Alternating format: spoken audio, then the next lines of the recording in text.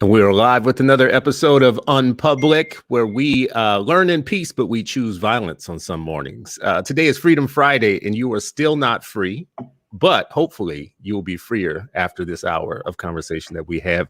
Today, we have a very esteemed guest at a moment in time when it couldn't be more perfect for us to have our expert that we have on today. We have Dr. Chris Emdin, who is an associate professor in the Department of Mathematics, Science, and Technology at Teachers College, Columbia. He's also the author of a book that I know you have already read.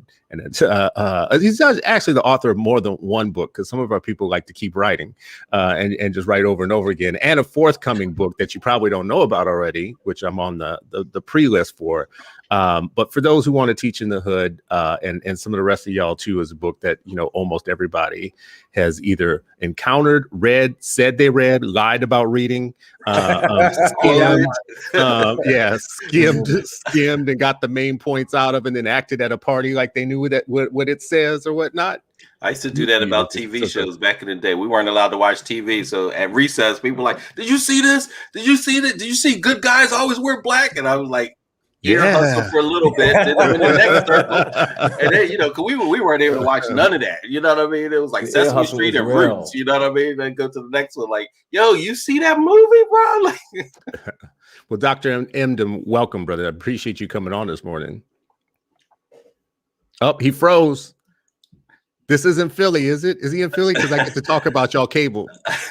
Yo, the enemy won't let us be great, yo. But I'm glad to be on, man, and share space with you two brothers that I really, really love and respect and admire in many ways. So I'm hyped to just share space with you guys and build.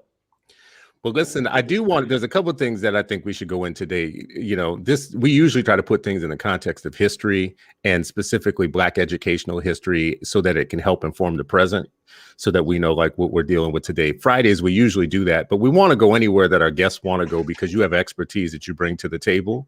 And I always feel like we're living in a moment. So Sharif is the anchor on this show where he keeps a steady rudder. And I'm more of the man of the moment who's kind of like, man, the world's on fire right now. So this, like, what's on fire in my mind right now is people running up to state legislators and outlawing critical race theory that seem to come out of nowhere. And when I see things like that, you're exactly the type of person where I wonder, what do you think when you're watching this? Are you as alarmed as I am? Do you think it's the problem that I think it is? You know, what's your kind of take on it? I'm not at all alarmed. And the reason why I'm not alarmed is because the notion of sort of blinding the world of the perspective of Black folks and robbing them of the opportunity to be able to articulate their lived realities has been a piece of education in the United States from the beginning of time. And I think what's happening now is like cats are they just like stumbled upon critical race theory and utilized it as a convenient scapegoat as a way to say, you know, this is the reason why we should not be allowing these folks to have a voice. But the assault on the voice of Black folks has been apparent. And the reason why I'm also not alarmed is cats are complaining about a theoretical framework without at all really focusing on how that plays out in real time. And I'm actually okay with folks critiquing a framework if they're not having conversations about pedagogies and how those get enacted, because y'all gonna have conversations about theory all day long. I'm gonna do what I do. I do think there's some problematic themes around the contemporary assault on critical race theory, because it's almost like a newfound way to be able to articulate why Black freedom is problematic. But as far as the impact it has on what we do in schools and what we do in classrooms, I think it's all semantics, beloved. Like I can't get mad at somebody who's critiquing critical race theory if they can't articulate what critical race theory is. And you're watching that they can't, right? You see right now they can't. Like that's the whole new thing. Like if you like everybody is asking, so what are you exactly mad about? They'll take one excerpt from one line somewhere and that's obscure and erase it from the context. So like I can't get mad if them cats want to get sidetracked by a theoretical framework. You go ahead and do that. Because meantime, I'll be doing what I do regardless. And that's my take on it. With what you do, like, you know, it feels like to me in articulating, your life's work is articulating a version of a pedagogy that's good for Black folks or Black children, right? So this doesn't imperil that at all. This doesn't imperil that. This doesn't change the game for what you're trying to push in terms of a Black pedagogy or a pedagogy of our own, I should say. So here's the thing, because I don't want folks to misconstrue what I'm saying, because this has been my whole career. Folks are like, y'all heard Chris Emdin say he don't know what about I'm not saying that I don't think the assault on critical race theory is problematic. I'm not saying that we should just allow folks to critique a framework that's opened up space for us to be able to, have a lens to talk about the racialized experience of Blackness in America. I'm not saying that.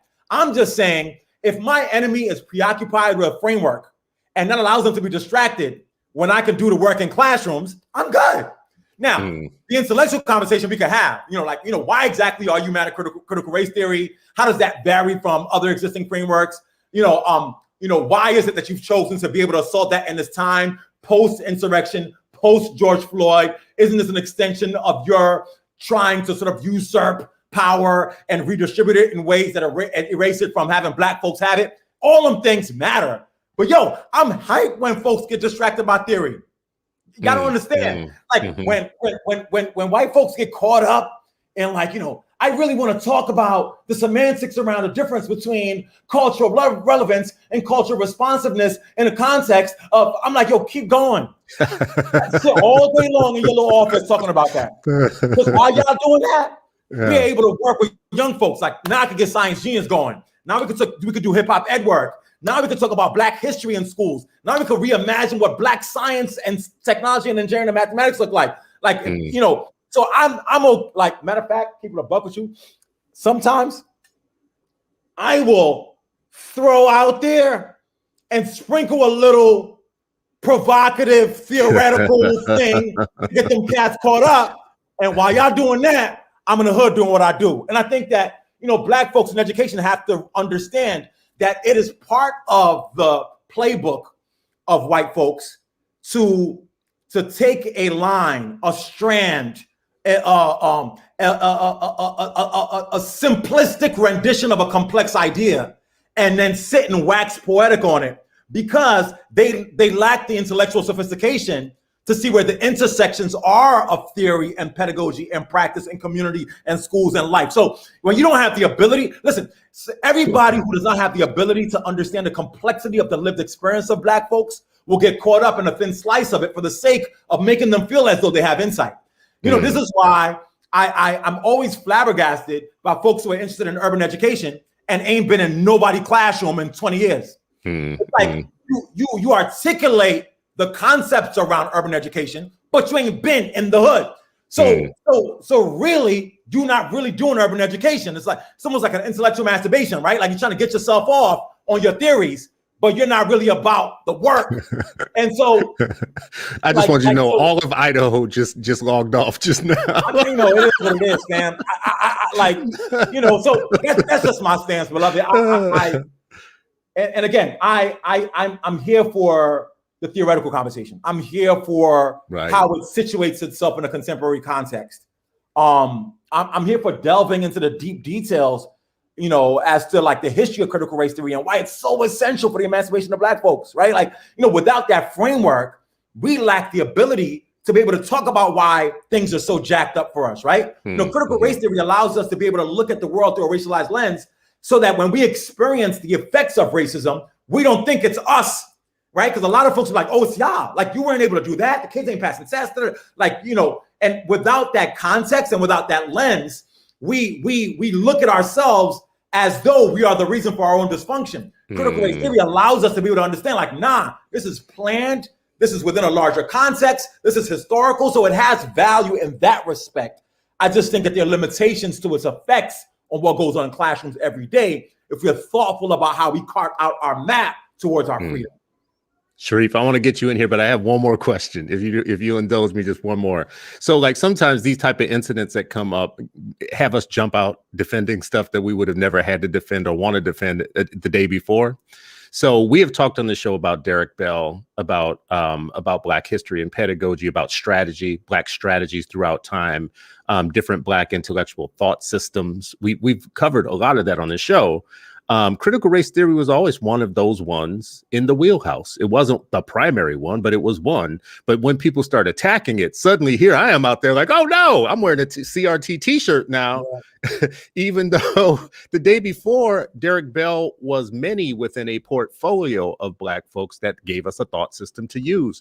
Before this all immersion came up, like I said earlier, you were already developing a pedagogy of our own, a Black pedagogy, or a way of thought, a thought system, a way of looking at life. Was CRT, before all this came up, primary, one of many? Was it, is it, the blueprint? How does it fit within your work? For me personally, it was one of a number of tools that I held value for and pulled upon in different scenarios and contexts. You know what I mean? And fam, you just articulated it so perfectly, because not like now, because everybody want to assault it, it forces you to cap for it. And as I'll cape for it. And as you're caping fervently for it, it inhibits you from being able to do the deep intellectual work of the kind of frameworks that are needed for now. And I'm not saying critical race theory is passé. Don't get into it. And again, listen, I always have to have these disclaimers, because the nature of my career, like I'll say something about one person who runs a charter school that I find problematic. And they're like, Dr. Emdin hates charters. He's a F charter. Like, you know what I mean? Like, so that's me. That's me, just for the record, just if we're being transparent, that was me when you did it. Like the nature of my career has been that, right? Like that's will misconstrue a perspective. Right. And I saw love it, like, because I know who you are and I know what you do. So I knew what that was and I ain't tripping. But so that's why I always have to give disclaimers. For me, CRT is essential, but it's not the chief means through which my work gets done. In fact, for me, I think theories must evolve with the times. You know what I mean? I think critical race theory was essential in the era where Brother Bell was articulating that need. And I think even this idea of critical race theory emerging out of law, because the sort of like the significant details within the law as a mechanism to assault is crazy. That was needed. Like for me though, I'm doing reality pedagogy, which in many ways. So here's the thing. I'm also a hip hop educator, right? Hip hop is a sampling culture. So I sample a little CRT. I'll sample a little Paulo Freire. I'll sample a little Pentecostal pedagogy. I'll sample and I will give credence to where the thoughts came from, but I utilize those as a way to make sense of a theory that helps me to be effective in the context in which I'm contemporarily embedded.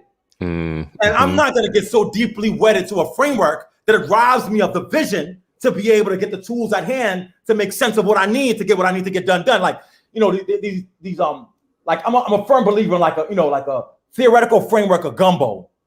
You know what I mean? Like a theoretical articulation that's of the bricolage. You know what I mean? Black folks made gumbo because like, listen, they ain't give us nothing. Oh, we had the scraps of this, the scraps of that, the scraps of that. Yo, we got to make a popping meal. So out of necessity, you pull from what you have at hand to create something that is more nutritious and delicious than any one single thing. You feel me? The bricoleurs in France, they were these poor cats who couldn't build these walls. They had glass, a little bit of cement, a little bit of rocks, a little bit of that, this and that. And they're like, yo, we can't build one wall like the other folks do. Yo, give us a little bit of everything. Put it all together and boom, it gets popping. Hip hop. Yo, you sample a little James Brown. Get a little drum, a little bass, a little 808. Create something magical. So I think for me, CRT was like it's like a James Brown sample.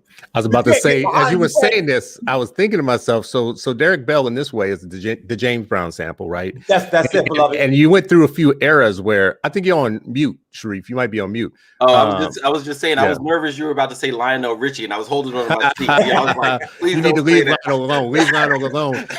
But I love the way that you're phrasing this because it's a perfect analogy that helps me understand. It's like it gives me you went through a phase in a period where George Clinton and the James Brown sample were overused. No, they were in the beginning. They weren't overused. In the beginning, they were used. And then at some point they became overused and you had to move on to a new set of samples, right? And I would say today you probably have less of those. So Derek Bell fits within the sampling, but maybe as you develop reality pedagogy or whatnot, you have a different set of samples that are starting to make more sense now because time has moved on. Absolutely. And as I produce new tracks, Sometimes tracks. It's like, oh, yo, you don't produce diss tracks though. Bring that joint back, you know. So it's fundamental, and it's in the, you know, and Swindler talk about it's in the cultural toolkit, utilized when needed, but not as a driver of all of it. I love it. What do you think is Sharif? Man, so many different things. I love it. You know, so grateful, you know, for to be here. And I was laughing when you're talking about like sometimes your words are, you know, misinterpreted, because I'm cracking up because I'm like, yeah, I've heard say that school is trash and that system is trash and y'all all trash, right? Like y'all need to do better by Black kids, right? And so I think this is an important time and moment, but it's all in the context of everything else, right? And like they're bringing this stuff up.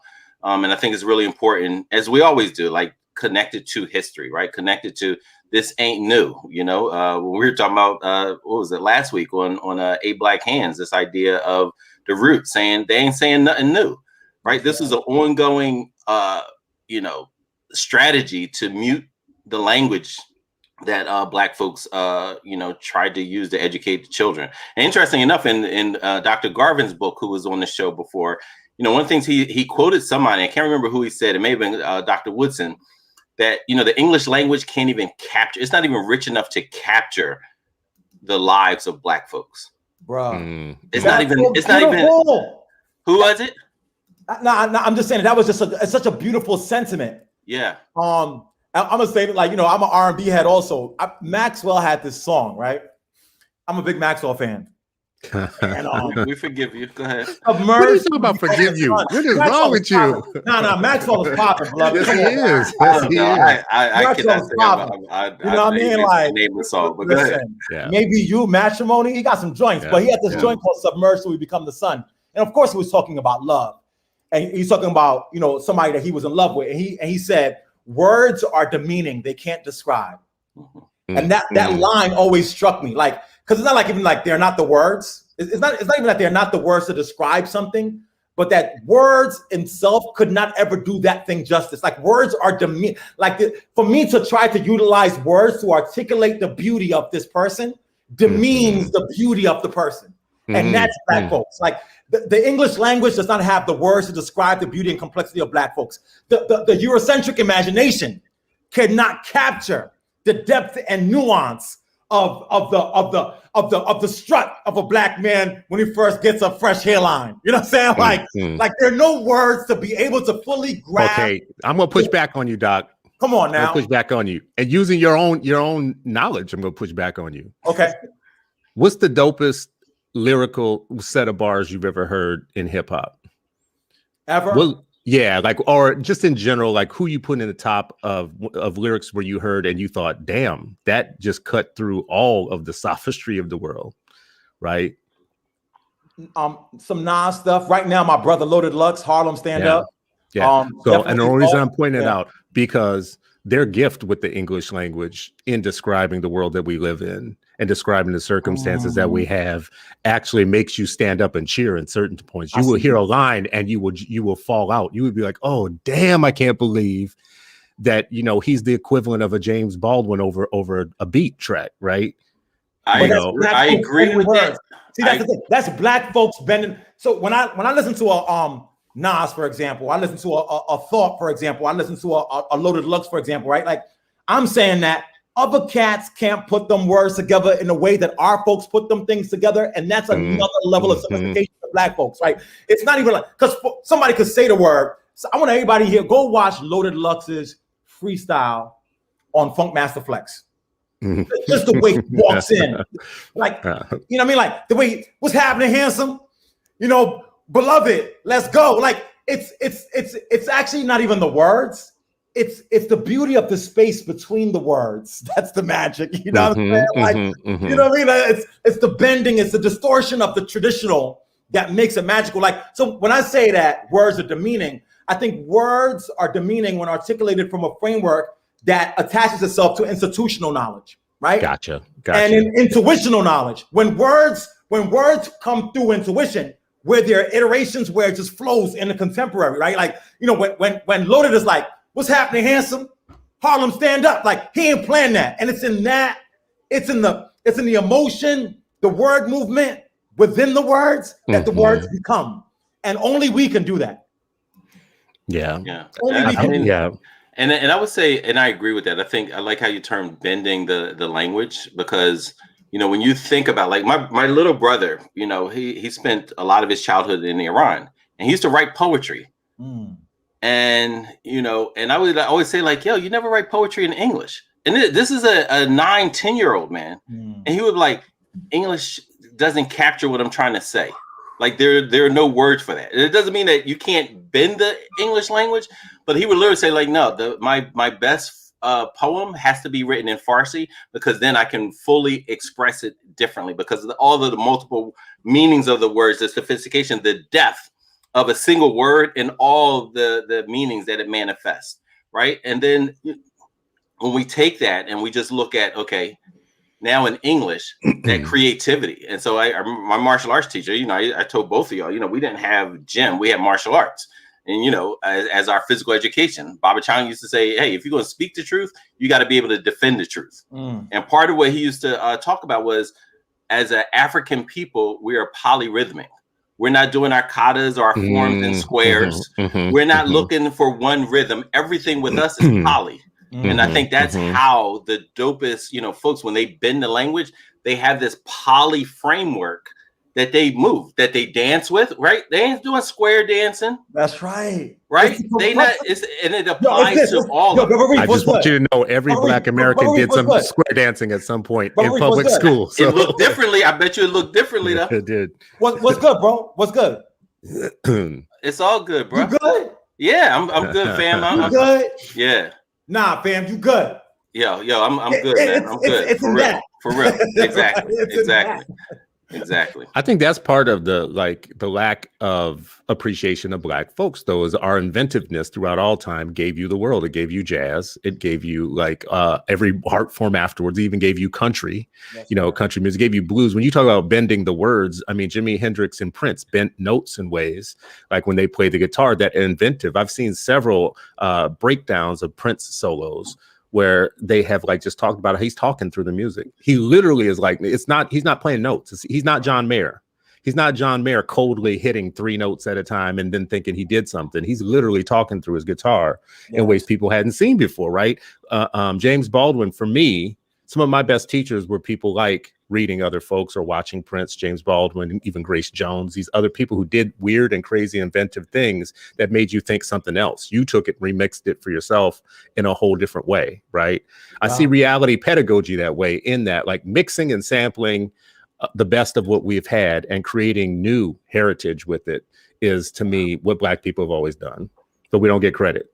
And I would say, and we'd always done it even before enslavement interrupted, right? And so we can trace this back to the continent of the grounding and foundations of creation and sciences and math and language, right? And so, I think it's really important to always push and challenge that, hey, this started there, it got interrupted and we still found a way to resurface it in this new land and new space. And also, to be clear, which is also really important, it's also some of the things that folks render to be superficial. They don't have the lens to see it in a deep way. A lot of them it's just I could see this artist. I could see the way that Jimmy did his thing with the notes. And there's certain things that we flock towards because they're very in our faces to see its complexity. There's depth in things that we render simplistic. One of my homies, Ron Eglash, I love this dude. He's at the University of Michigan. Does a lot of work around ethnomathematics. And the way that he reveals the mathematical fractals in hair braids. What?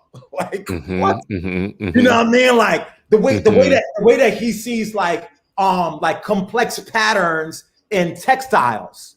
Right? You go to Nigeria and you look at the Ankara, the cloth, and the dyeing methods, and then the patterns over the dyeing methods. And then the triple layers of the dyeing methods. And you're I just thought it was cloth. Nah, it's and so I think, sometimes it's the beauty of our culture also is that we've been conditioned to perceive what we take for granted as simplistic, when in reality, if we took time to study what we thought was simple, we will realize a level of depth that so far is more complex than what other folks have given us as complex.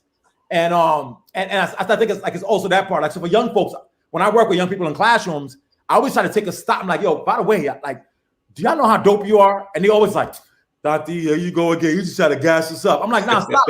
Well, do you know how dope you are? And it takes a while. But I'm like, yo, I'm just looking at your outfit, beloved. And like, you got a red check in your kicks that matches the brim in your cap and the stripe underneath your collar. Like, that's crazy to me how you can see the world through the lens of putting those colors. And they're like, I just do that. I'm like, nah, that's exactly the point. You just do this together, but you don't understand that what you just do together, it takes somebody 50 years in a traditional institution to go learn art and design and fashion to be able to just get a slice of what you just put together.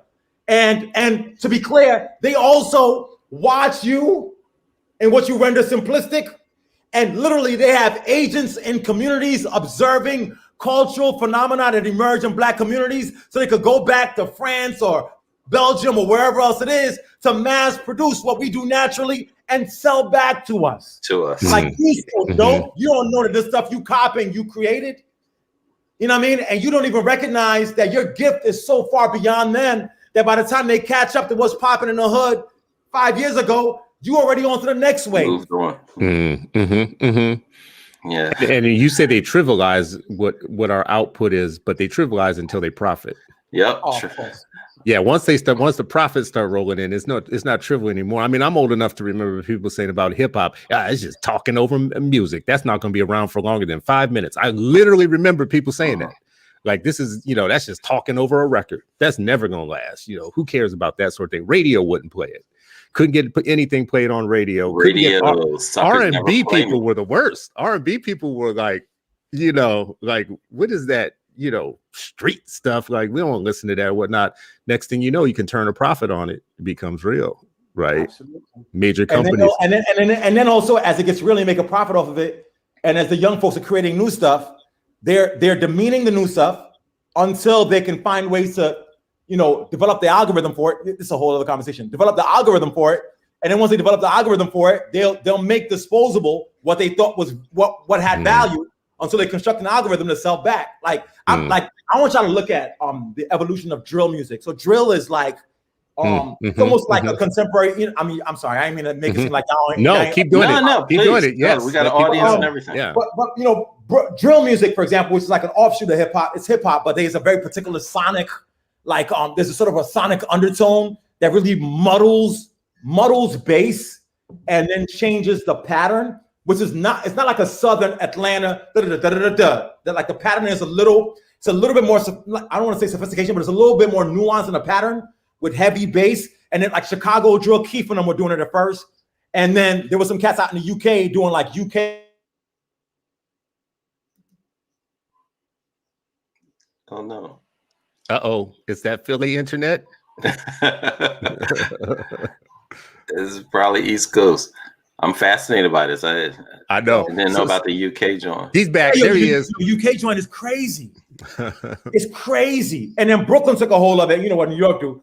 You know what I mean? So Brooklyn took a hold of it and put a little I can't help it. I can't help myself. Tell him. You know what I mean? Baby. That Brooklyn drill is crazy. And they added these layers to it. Now here's what's fascinating. So now you've got this like UK, Brooklyn, Chicago drill that's across the globe.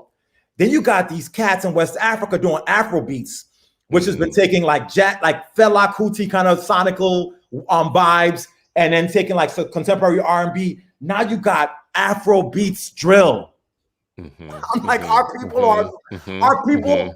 people are so magical, and the kind of like sonic complexity in merging 7 or 8 genres from 7 or 8 different nations across the globe, and then constructing a new musical form that is equal parts hip hop and Afro beats with a drill undertone and like a Afro beats like Fela Kuti-esque 70s vibe at the same damn time. And you gonna tell me that we're not mathematical and scientific geniuses? How? You know what, Doctor? I just want to tell you, the pyramids were built by space aliens. Just so you know, they just some That's how the aliens just came down. people found out about the they just dropped them. constellations. That's how they found about space and everything. ET just dropped right down, and ET was white, and he just dropped down out of the sky, just so you know. And he gave them so that's how you explain Mali and Timbuktu and Nubia and all that. You explain it by saying the aliens just dropped it right in, dropped it from the sky. Bro. And those aliens didn't come back ever again, which is weird. They only came once. They only came once. And then black folks still creating dope ish, but it couldn't be them. Yeah, no. Right. So what's the educational equivalent of all this that we talk about, like in black letters, black art, hip hop, in black style? All of this gets commodified and sold throughout the larger world.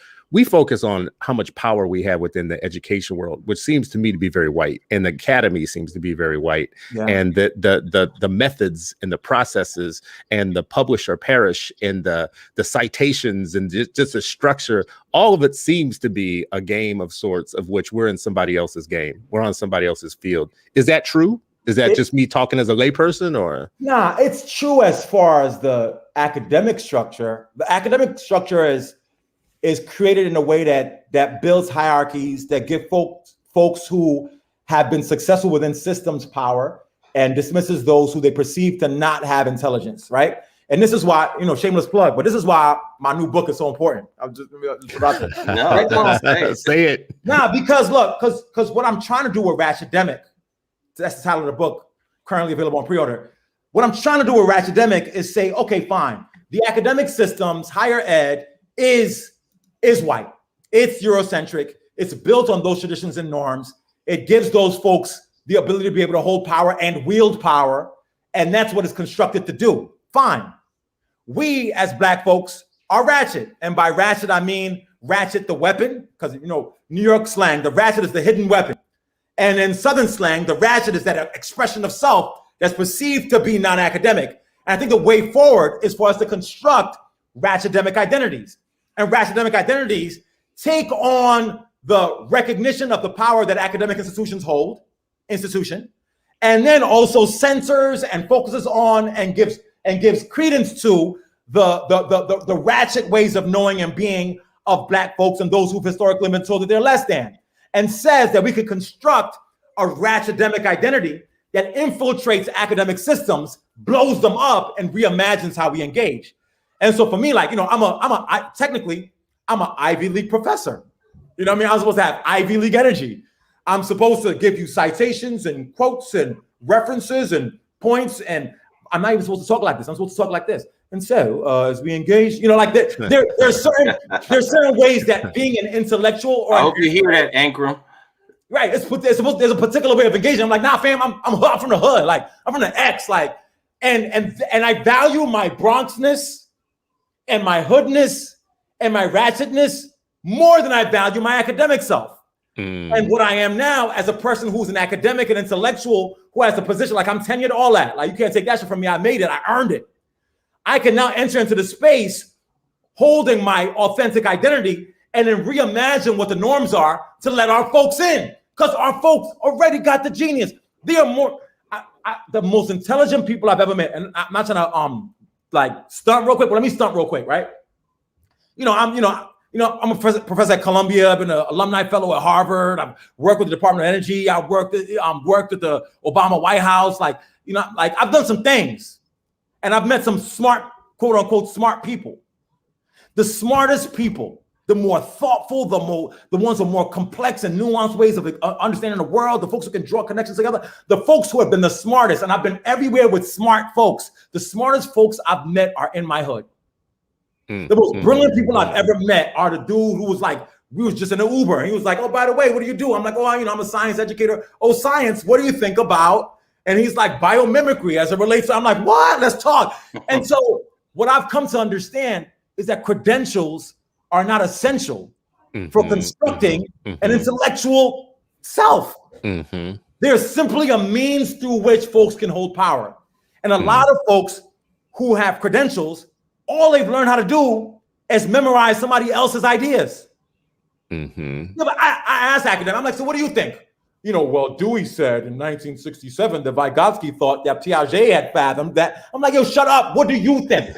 I'm not saying don't reference those stuff, but like, what? There are a lot of folks with PhDs that have no original thought. Them cats ain't smarter than nobody in the hood because they come up with original thoughts all the time. You just did it. You just did the damn thing. You just formed my t-shirt. There you go.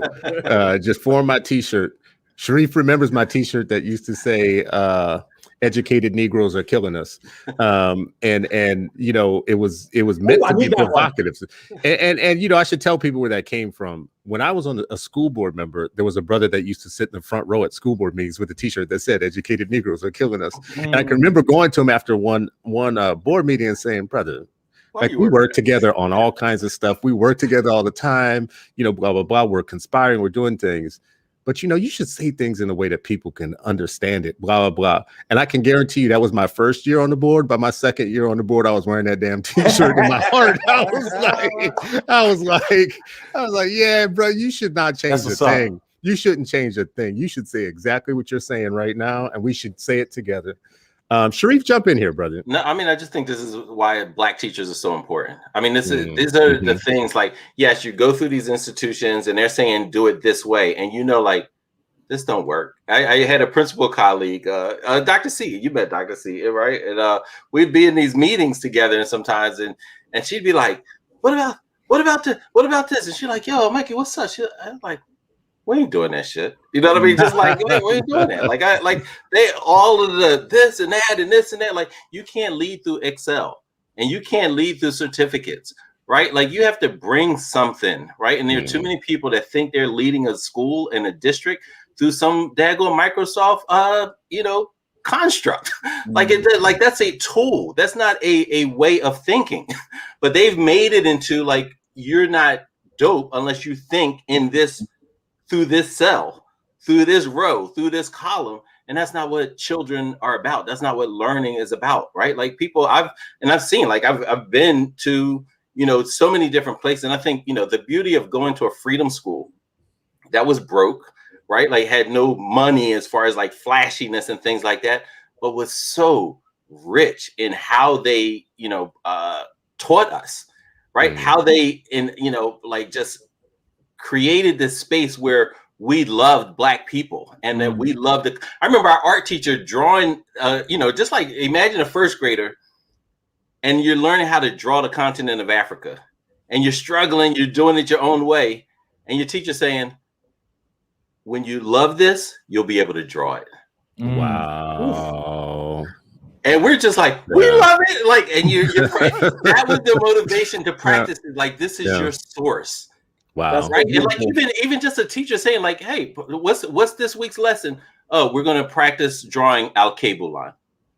What's Al-Cable line? That's Africa. That's another person's language for our place. Folks who live there call it Al-Cable line. And we're going to practice drawing it because this is our source of energy. This is our lineage. This, right? It was a whole different framework. I guarantee you. And we had teachers that went to Penn State, went to here, I guarantee you they did not learn that stuff from there. They learned it from the auntie and the grandma and from Carter G. Woodson Leonard. Like the intellectual genealogy has escaped from, it ain't in those spaces. It may be at some of the HBCUs, but more likely it's in the hood. It's at your grandma's feet. It's in the backyard of your uncles, right? Like, and so it's that kind of framework that's not taught in those other spaces that claim we're training y'all for kids. Right. And we talked about this before. How do you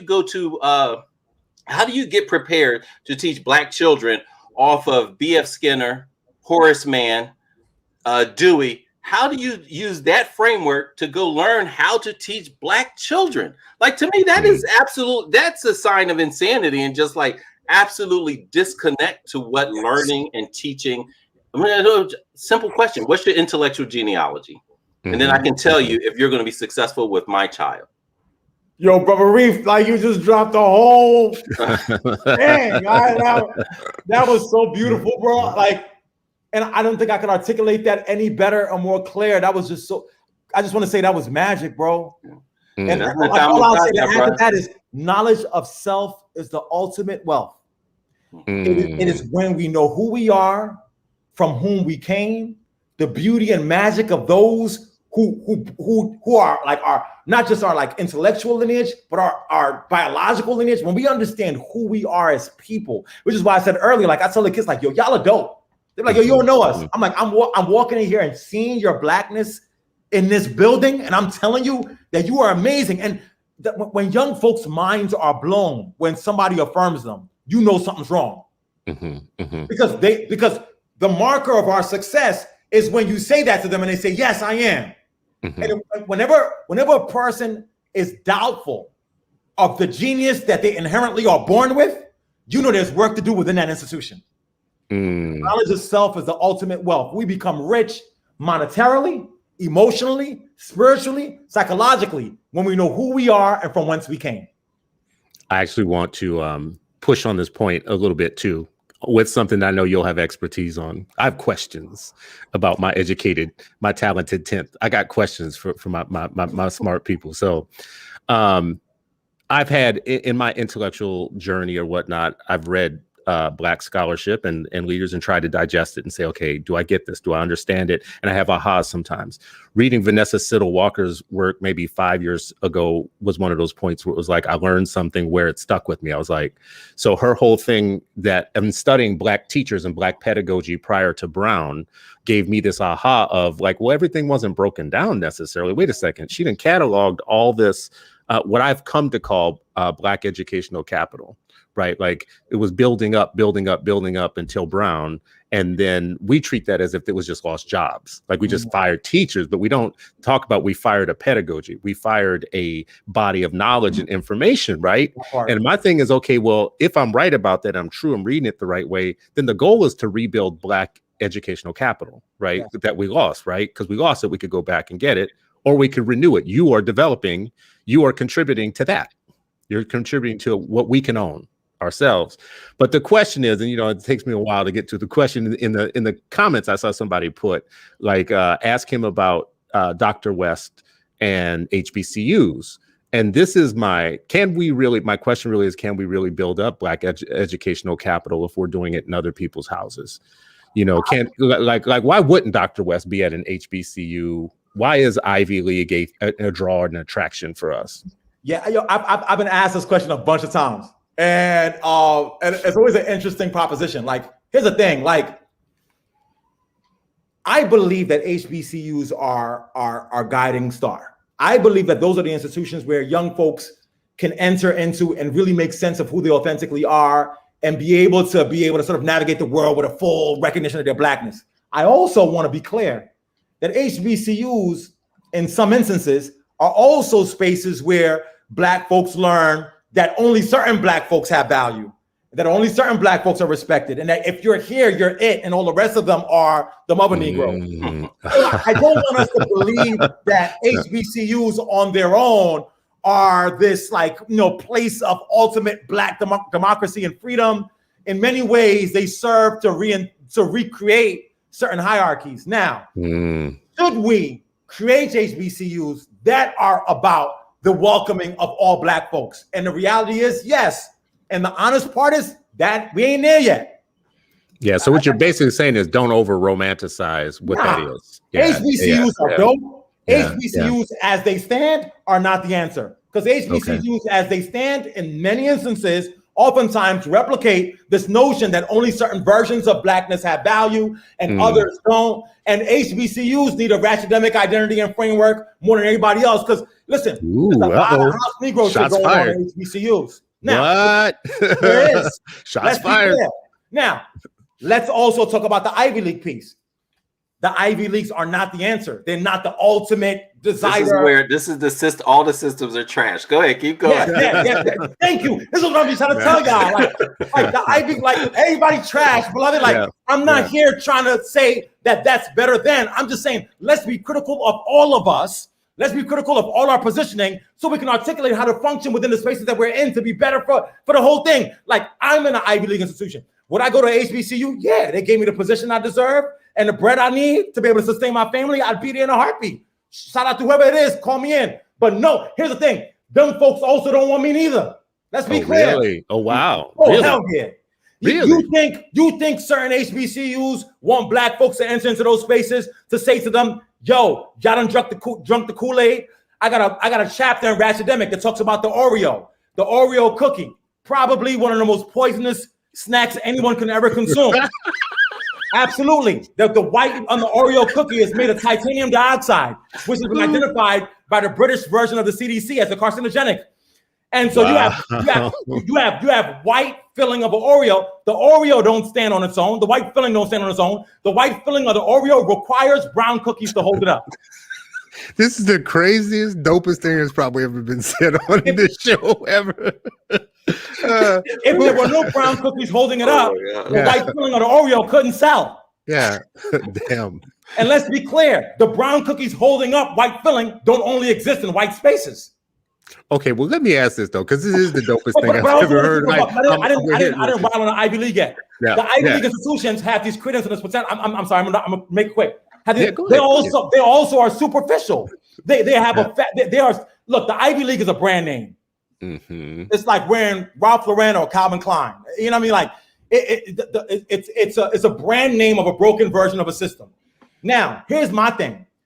I function within that system to be able to ensure that system bends towards the needs of Black folks.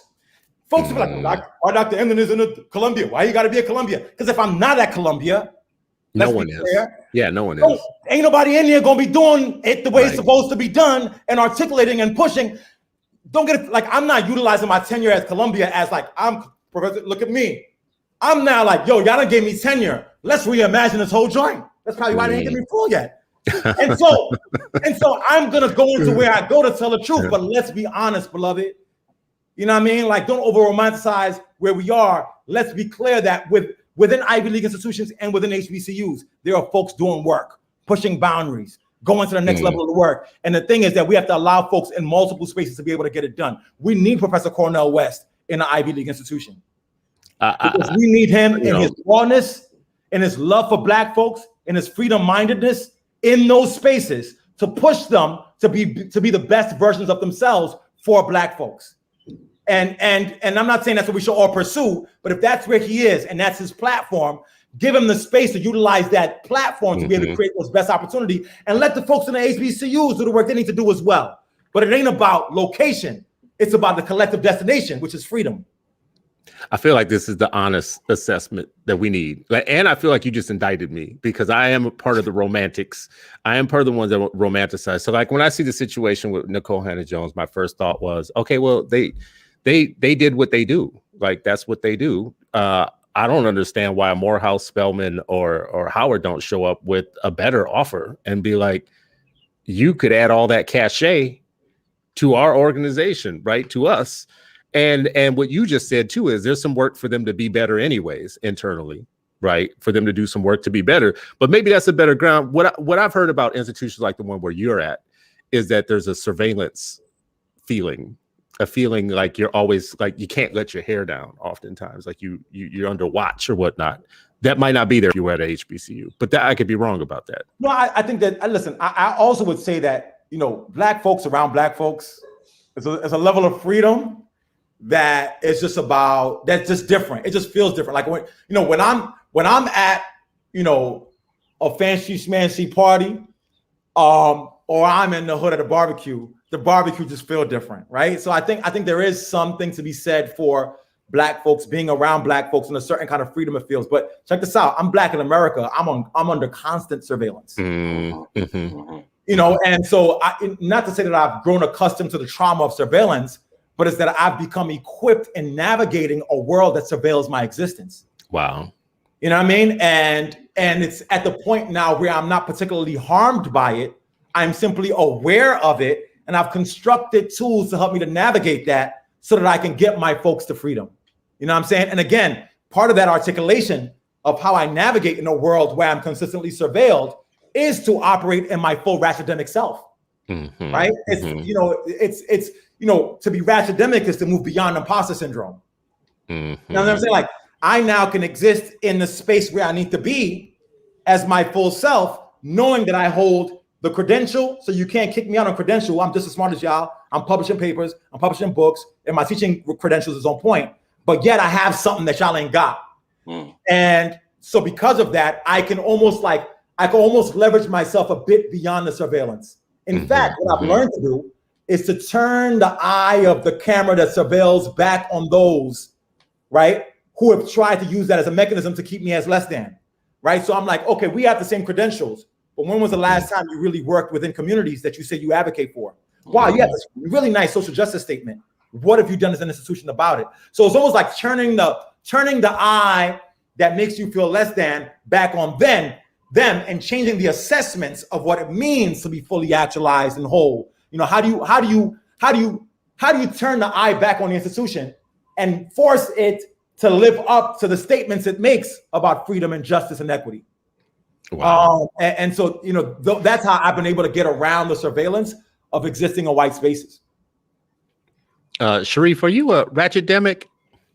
Listen, when I look at it, you know, as Dr. Emdin was speaking, I look at it as, you know, my last 11 years were in a charter network that was, you know, white led, and folks were like, hey, when are you going to do, you know what I mean? Like, it's interesting, like people sometimes on the sidelines would tell, you know, want to kind of tell me how to educate, you know, where to educate and things like that. I'm like, did you start a school for me to come to? And they're like, no. Like, okay, well, you got a lot of like pointing and direction. Like, you know, you can't be just a coxswain on the crew team. You got to do the rowing as well, right? And I would also find that there were a lot of folks who thought they were doing something and want to try to out-black you.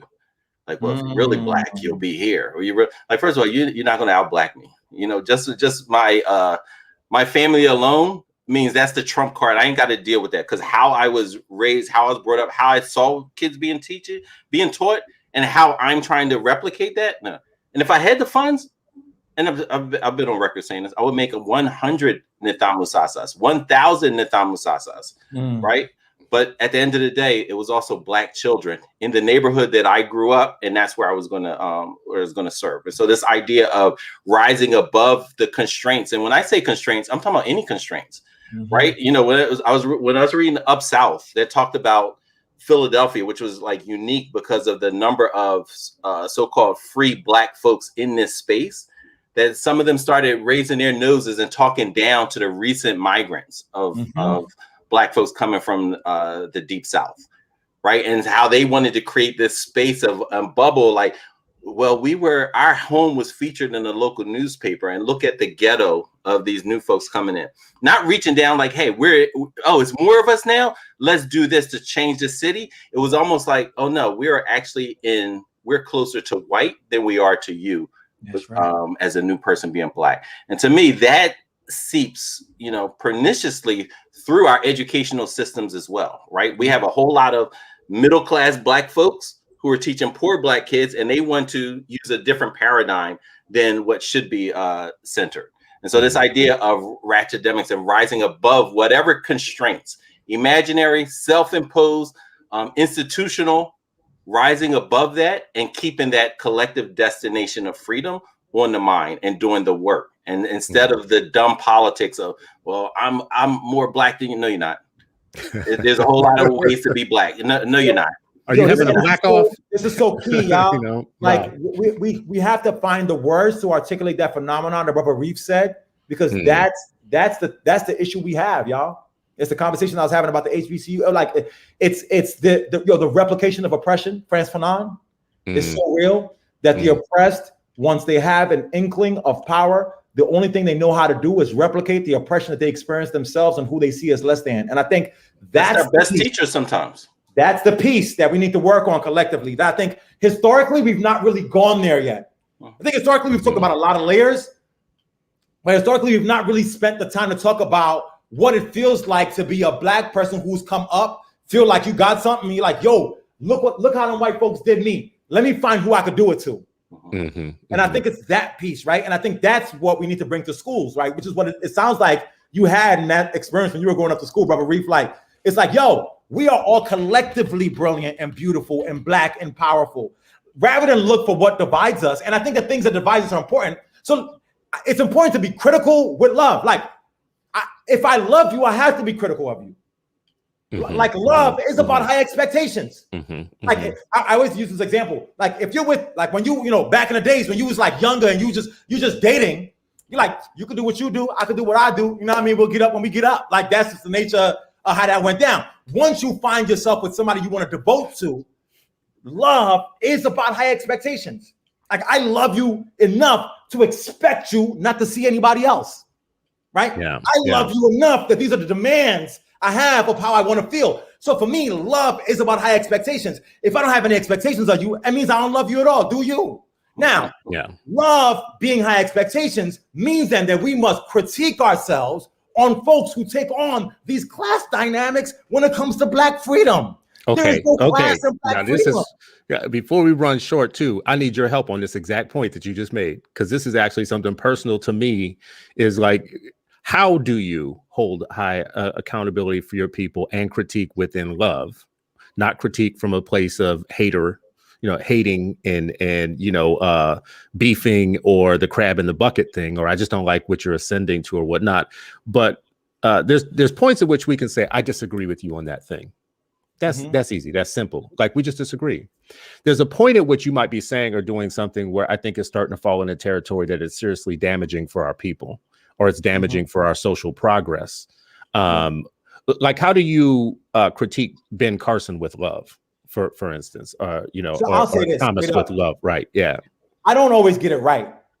And I'll be upfront about this because, I'm also hip hop, right? So after the battle, I'll dap you up. But while we battling, we getting at it. You understand what I'm saying? And I feel it's that like in a Silk Sonic-esque kind of way, right? It's like you gotta leave the door open a little bit after the battle. You know what I'm saying? Like, for me, it's like I haven't always gotten this right. And when I say I haven't gotten it right, is that I'm like, yo, you tripping, you wilding, you this. But I will always say, yo, but if you want to build, I'm here to build with you on it. What oftentimes happens is folks don't want to build afterwards because they're getting their feelings. Like for me, folks will say things that they disagree with me on, and we cool with that. But I'm like, so can we build on it? Nah, I just want to be mad and we done. I'm like, all right. Like for me, it's like, do we create the space after the critique to be able to circle back with love? Or do we open with love, have the critique, and end with love? And I think in a 140 character world with internet sound bites, folks are not interested in nuance, right? It's like, people are just interested in hot takes. And I think we as a people have to understand that after the hot take, publicly extend the love. That's the other part too. Don't hate on me in public and love me on the low. Yeah. I mean, and there's levels to this too, though. Like, I just want to be real. Like, in your level of things, I've disagreed with some things that you have said, but I didn't put it in the category of damaging for our people. You get further down the line to a Candace Owens. I don't know how we open the door to build. There ain't no space there. I'm sorry. Right. Yeah. No, I think you're right. I think you're right, Chris. Like, I think you're absolutely right. I think at the point where it becomes that your position is about ensuring that a white supremacist lens is what Black folks are viewed as, then that's not critique, right? That's right. Like, you're assaulting. It's not a critique. It's like, stop killing us. That's right. I think when they're different perspectives, like there are folks I've had issues with who I feel like deep in their hearts probably are not evil. Right. But I gotta let you know, you said probably not evil. Like, you're not evil. Like, there's a chance that you're not the devil. You're not the devil, but you're an asshole, bro. You really tripping, and you acting like you got the answers, and you really are not informed. But I don't think you're evil. You know what I mean? Like, I'll open up space to be able to engage. But most folks. Here's the thing. I'll say this, and I'll end here on this topic at least. People who don't have a ground to stand on do not open up space for debate or critique, because if you debate or critique, it exposes deficiencies in the intellectual work that's required to hold the position that you have. Like, there have been issues in the contemporary that have emerged that I've been I don't know if people notice, like certain shit I'm like, yo, why is Chris Emdin not saying anything about, like, folks, like people have asked me, Dr. Emdin, you've not said anything about blah, blah, blah. And I'm like, yo, fam, I'm not being silent. Silence is violence, but I'm being still. And I'm being still because I'm not informed enough to hold a position. So when you hear me talking about shit, like when I'm getting in my bag, trust me, it's because I've read, I've experienced, I've worked, I'm confident enough to articulate my perspective. But if I don't know, I'm gonna just the fuck up. And I think that more of us need to learn to not hold a position on something you're not informed in, because that's when you don't like critique, because critique exposes that you've not done the work to hold the position. And it's okay not to know everything about everything. You know, I'm the first, like, I don't know nothing about, like, I'd be a real outright example, and people will call me ignorant. The contemporary issue going on with Israel and Palestine, I know fundamentally bombing good people is wrong. I know for a fact that violence against people who've historically been pushed to the margins is wrong. So I could get out loud and be like, yo, that's wrong. I could do that. And I would, but I wasn't well read. I could hold a public moral position because morally it's wrong, but I'm not well read enough to understand each and every nuance. And so because of that, while I could say that's wrong, I am not going to be like, here's my Instagram message, because that's dumb. And it's okay to not know. And our people need to learn that it's okay to not know. And it's okay to say, I need to learn more first. I have a fundamental moral position, but I need a more informed position. And when you do that, then you're open for critique because you've thought fully about your perspective. I mean, I think this goes back to, you know, one of the things my mom used to tell her students was be careful not to make your oppressor your best teacher.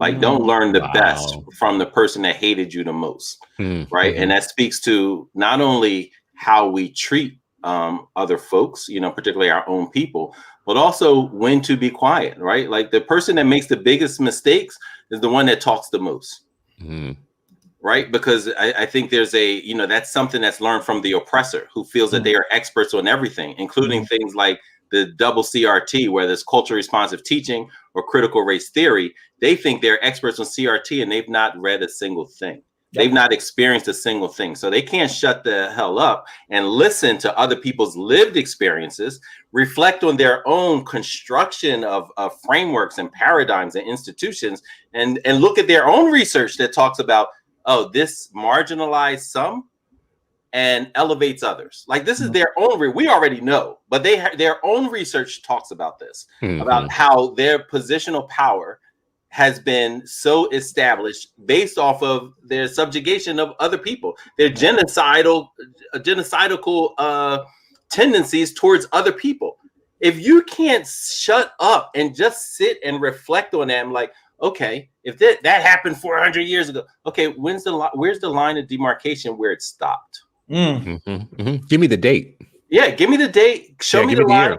Because right, we know from physics, stuff don't stop until something stops it.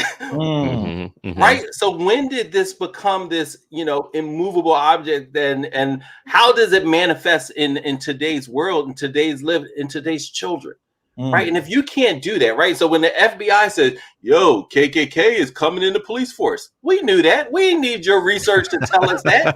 And guess what? The police force ain't big enough to hold all the white violent racists. Police force ain't big enough. Philly police force 6,000 across the country. It ain't big enough. So where else do they go? They sit on benches and they're in state houses and a whole bunch of other places. Right? And to be real, they're in classrooms. And they're in schools, districts, and classrooms. And adjacent to classrooms. Right? We talked about this before. If ignorant white mamas in the suburbs will attack Arnie Duncan, one of their people, for saying like, yo, y'all out of pocket. Imagine what they'll do to say when someone says, yo, black kids are human beings. And we should actually teach real history to them and not lie to them. You know, the way Baldwin says that a child cannot afford to be lied to. Don't despise them when you teach them. We know that happens based off of the data, the research, and our lived experiences collectively and individually. And we also know that they are lied to incessantly. And now they want to create laws to continue to triple down, not be humble enough to be like, hey, how do we do it? But no, let's triple down. Let's fine them 5,000 if they tell the truth. Let's decertify them if they tell the truth. Let's withhold money from this district if they tell. Like, come on. Well, we know that like the simplest recipe of all of this is whenever there's a move like that, the move is only about power. So you only have to ever ask one question. How does this give them power? Yep.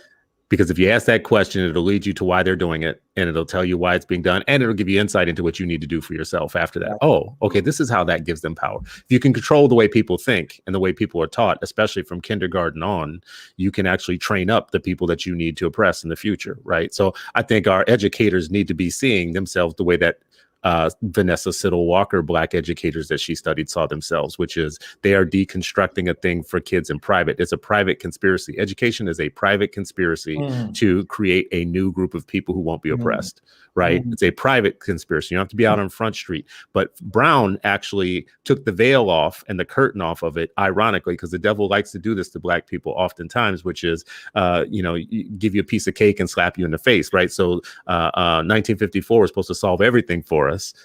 And what it did was it pulled the veil off of the Black pedagogy that had been taking place all the way up until that point. It just reveals it. It just revealed it. Yeah. I love when you said a private conspiracy, and I would say a private conspiracy getting manifested through public curriculum and pedagogy.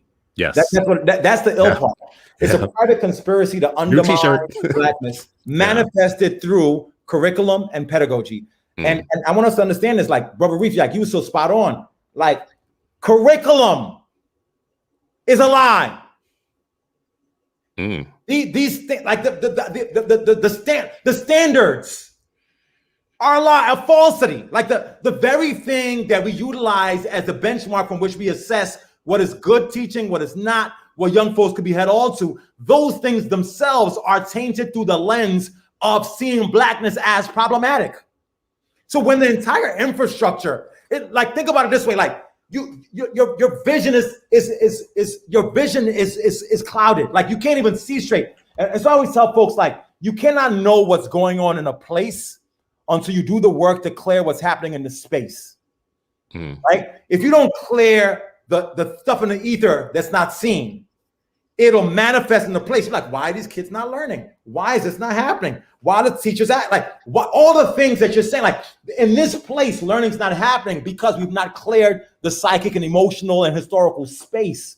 And this is the CRT clears space. Like sometimes we need a little bit of what I call a pedagogical sage. When folks put sage in the air, the indigenous, the sage is supposed to clear the evil spirits. Now check this out. The sage clearing the spirits is perceived to be it's almost like an indigenous practice that is relegated to the spiritual. However, biologists have identified that literally when you're burning sage, there are chemicals in the sage that through the burning, the combustion, creates certain things that go into the air that kills bacteria. So now we have a spiritual phenomenon that we find out has biological justification. And in the classroom, there needs to be a pedagogical sage. There's got to be an approach to teaching and learning that clears the evil spirits of times past, that obscured our vision from seeing the wholeness of young people. And until there is something clear in that space, everything that happens in the place is problematic. People ask all the time, why? Nowadays we do all this. You ever go into a talk and they do a land acknowledgement? Yes. So land acknowledgements to the indigenous.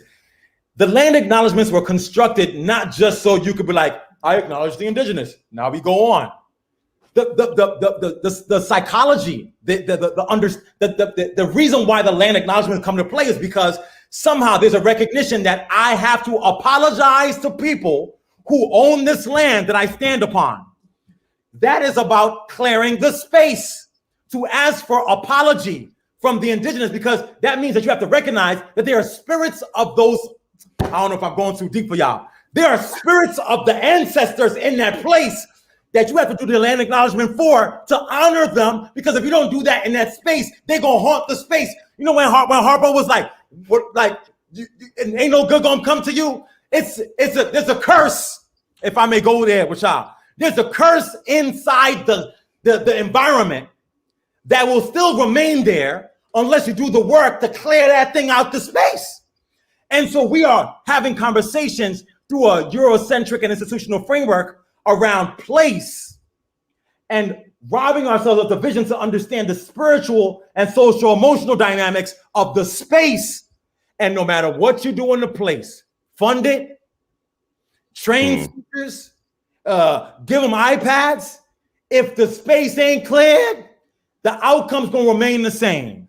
So you better go burn some pedagogical sage. I had to use the academic version of what you're saying. I had to use the John instead of sage. I had to use that was lit, by the way. John Witherspoon. You got to clear the room, clear the space. Now I know we got to run. We're never gonna have enough time with you, and we're wrapping up. Got to come back, man. But you got to come back. But now I just got one question for you though. After you said all that, just if we could quickly, like, if I could ask you this, because everything you just said, like from the standards, the way the thing is built, the structure of the thing, the context that we put kids in terms of education and public education, all of it, if you do use a CRT lens, there's no way to come away without seeing that it is a serious system of racism. It's a white supremacist system from top to bottom. The way that we form districts and boundaries and assign people to those schools and assign teachers there and what they get taught on their way to getting there and how they're evaluated and how we judge whether a lesson lands or whatnot. There's probably even the food that we feed them, there's probably no part of the institution that actually isn't a starter prison, that actually isn't an intellectual starter prison, right? And then when I hear folks like you saying, and I'm not saying you personally, but when I'm talking about my intellectual class of educated Black folks, and then people will say, but we should double down on the public education system. And for me, the difference between civil rights and abolition is that civil rights believes that the system and the Constitution is basically good, and with some tweaks, it can be made great for us. Abolition starts from the premise of the system's not good. There's no such thing as slavery reform. Like, so if you're going to be an abolitionist in education, you have to start with, no, the system actually is not good. Yeah, it's not good. Bro, I agree with you. Here's the thing. Here's my stance.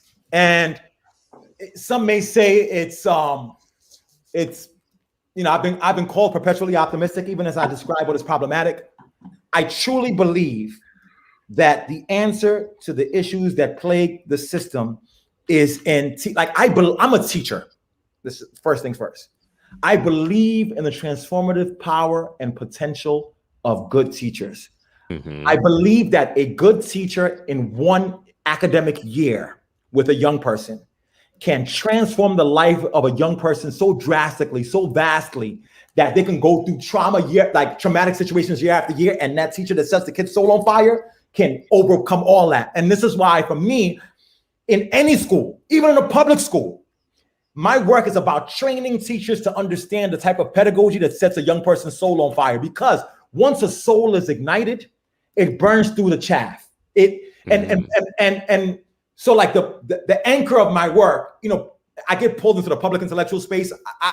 I've turned down like news stuff with folks, all sorts of stuff, because at the core of it, I believe in the transformative power of a good teacher with good pedagogy in a classroom. And I feel like that in my TED Talk, we can teach teachers how to create magic. And if you teach enough teachers to create magic, we can overcome the system. This is not to say that these schools are not bad or broken. This is not to say the system is not. I want us to recognize that it's broken.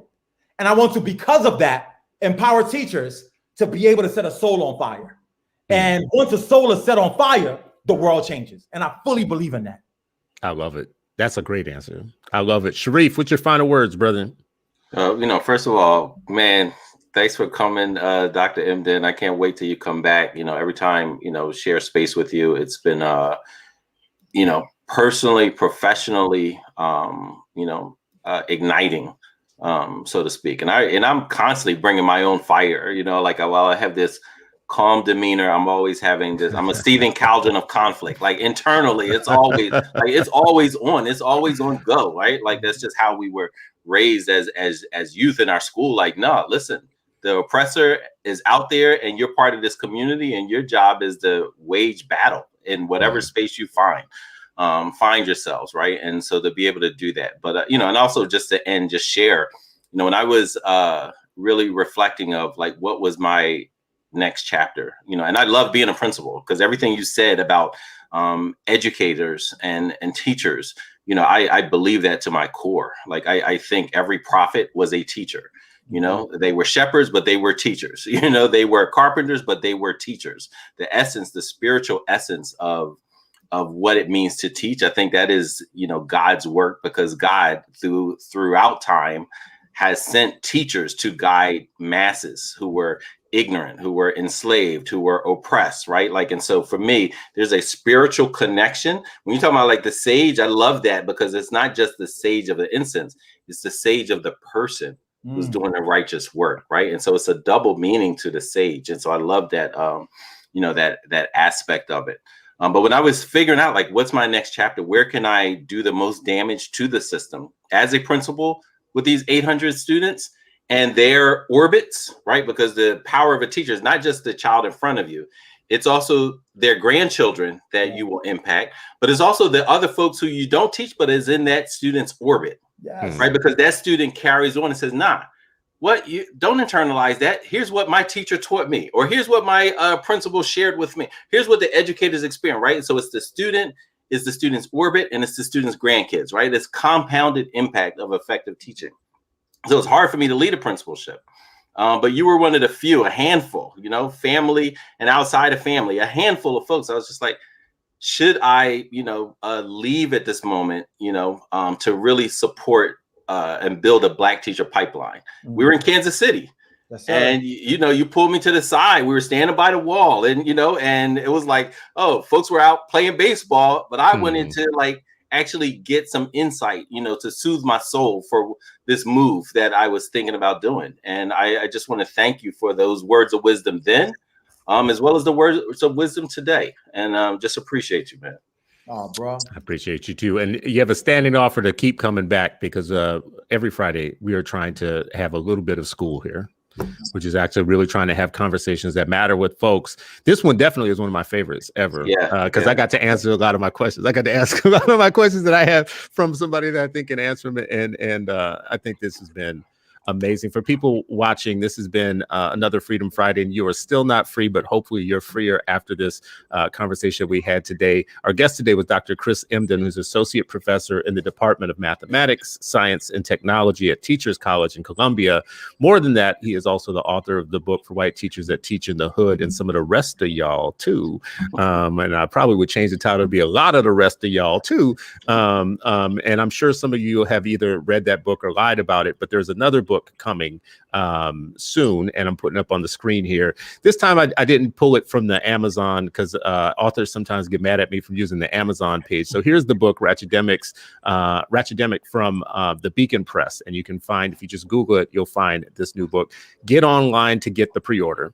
And we will have a book club in the future if we get enough people, like, reading this book together, and we can learn together in peace. We can learn together in peace. Appreciate it. Appreciate you, Dr. Emdin. I appreciate you too, man. I'll can I just say this, Brother Reeve? I cannot hear those kind words and not give them back. You are truth. You are light. You're such a powerful and important voice, not just what you do professionally, but even what you do as a father and as a role model. And I'm deeply thankful that our paths have crossed. There's never been an instance where I share space with you that I don't leave inspired and motivated. So I just want to give that to you, brother. And, Brother Chris, we've engaged on a digital platforms a couple of times. But I see where your heart is. And I know that it's really about our people, and it's about freedom, and it's about pushing boundaries however you see fit. And I'm thankful that we have you in this space to push us, to lead us, and to guide us. And so to you both, thank you so much for sharing space with me. I always close with this. If there's anything I've said has offended, I take full responsibility for. It's me. I'll own that. If anything I've said that is inspired, that's motivated, no, it's not me. It's the ancestors that flow through me. And I hope y'all go out there and cop Ratchetdemic. And I can't wait to be back soon and build with you guys. Love it. And when will it be out? It's on pre-order. It's on pre-order right now. The actual date is August 10th. Those pre-order numbers matter because it helps the book standing and stuff. But I poured my soul into this joint, man. So I really hope folks pick it up. But yeah, August 10th is the date. Pre-order is now. You will have it on August 10th if you order now. Again, thank y'all for the love, truly. And let's make that the next date, if not before then. August 10th is a Tuesday, and so maybe August 13th. And Black August, coming back during Black August and talk specifically about the book. And that's a day before my father's birthday, and a whole lot of stuff was going on in Black August. It's done. I would love it. That's locked in. That's in the calendar. Then let's do it. Yeah. Okay, everybody listening and watching, pre-order the book. Dr. Emdin, is there a preferred way that you have for people to do that, though? you know, there's a bunch of indie bookstores that also hold a pre-order. So if you go to independentbookstores.com, I believe, or even go to beaconpress.com on their website for the actual publisher, you can pre-order there. There you go. Yeah. All right, y'all. Appreciate you. Have a great weekend. Have a great long weekend for everybody. Get some rest. Yes, get some rest and remember yourself. Come back next